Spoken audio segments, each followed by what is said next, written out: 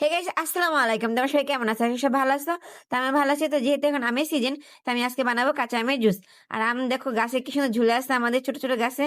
তো আমি এখান থেকে কিছু আম নিয়ে নিবো। তো আমার সাথেই থাকো জান পাখিরা। তো দেখতে থাকো। তো আমি কিছু আম নিয়ে নিয়েছি। দেখো এই যে কিছু আম, ছোট ছোট বাট অনেক মজা হবে। তো আমি এগুলো সুন্দর করে ছিলে নিয়েছি। এখন আমি ব্লেন্ডারে ঢেলে দেবো।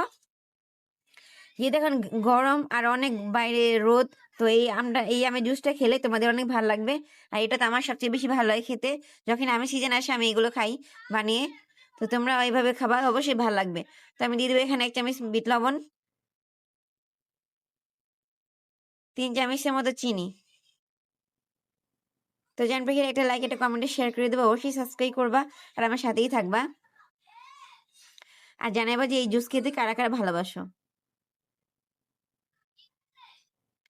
তো আমি দিয়ে দেবো এখন ফ্রিজে ঠান্ডা পানি, কারণ এই গরমের ভিতরে ঠান্ডা পানি না হলে হবেই না। আর ঠান্ডা পানি না হলে এটা মজাও হবে না। তারপর দিয়ে দেবো একটা কাঁচামরিচ। ব্যাস, হয়ে গেছে। তারপর আমি ব্লেন্ডার করে নামিয়ে ফেলবো।